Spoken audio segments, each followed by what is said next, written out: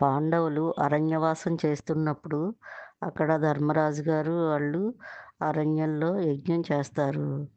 ధర్మరాజు గారు యజ్ఞం చేస్తూ ఉండగా దుర్యోధనుడు వాళ్ళని ఏడిపించాలని, వాళ్ళ ఐశ్వర్యాన్ని ప్ర ప్రదర్శించాలని, వాళ్ళని ఏడిపించాలని దుర్యోధనుడు ఆ, మన ఆవుల్ని జంతువులు తినేస్తున్నాయని వంకపెట్టి తండ్రి అయిన ధృతరాష్ట్రుడి దగ్గర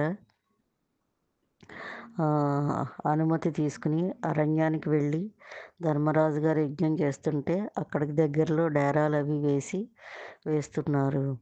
అప్పుడు చిత్రసేనుడు గంధర్వరాజు వాళ్ళ దూతల్ని పంపించి, ఇక్కడ ఎవరు మీ వస్తువుల్ని పెట్టకూడదు, ఇక్కడ వస్తువుల్ని ఎవరు పట్టుకెళ్ళకూడదు, ఇది గంధర్వరాజు ఆజ్ఞ అని చెప్తారు. అయినా సరే వాళ్ళు వినరు.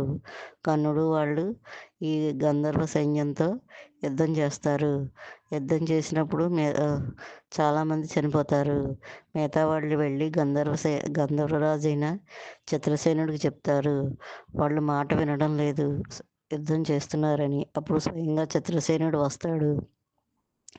అప్పుడు చిత్రసేనుడి చేతిలో కర్ణుడు ఓడిపోయి పారిపోతాడు. శకుని పారిపోతాడు. దుశ్శాసనుడు పారిపోతాడు.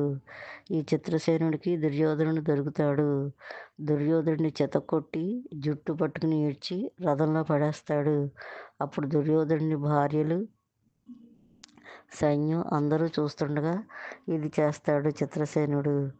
అప్పుడు దుర్యోధనుడి భార్యలు,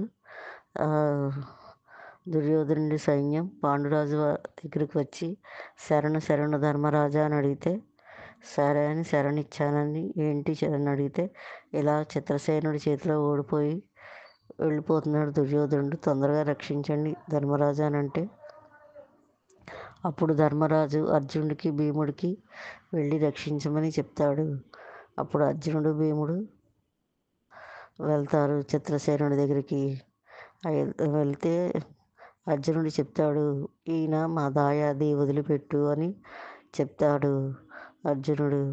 అప్పుడు చిత్రసేనుడు అంటాడు, ఇది ఇంద్రుడి ఆజ్ఞ, ఇంద్రుడు ఈ దుర్యోధనుడిని తీసుకురమ్మన్నాడు అని చెప్తాడు.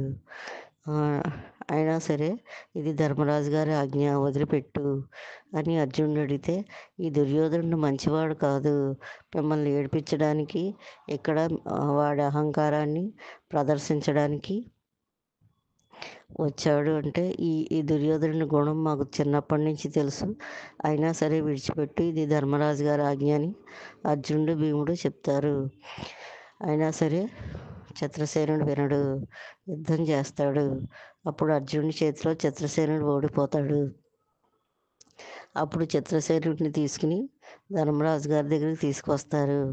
అప్పుడు ధర్మరాజు గారు అంటారు, చిత్రసేన వీళ్ళని విడిచిపెట్టు, మా దాయాది అంటాడు. సరే అని విడిచిపెట్టేసి చిత్రసేనుడు వెళ్ళిపోతాడు. అప్పుడు దుర్యోధనుడితో ధర్మరాజు అంటాడు, అన్ని వేళలా పరాక్రమం మంచిది కాదు దుర్యోధన, జాగ్రత్తగా ఉండని పంపిస్తాడు.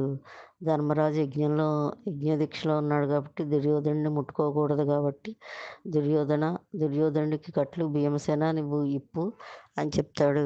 భీముడు పటపట పళ్ళు కొరికి ఆ దుర్యోధనుడి కట్లు ఇప్పుతాడు. దుర్యోధనుడికి ఇంతకంటే పనే ఉంటుంది. ఇంటికి వెళ్ళాక నేను భోజనం చేయను, ప్రాయోపవేశం చేస్తాను, దుశ్శాసన ఈ రాజ్యాన్ని వేలుకో అని దుర్యోధనుడు చెప్తాడు.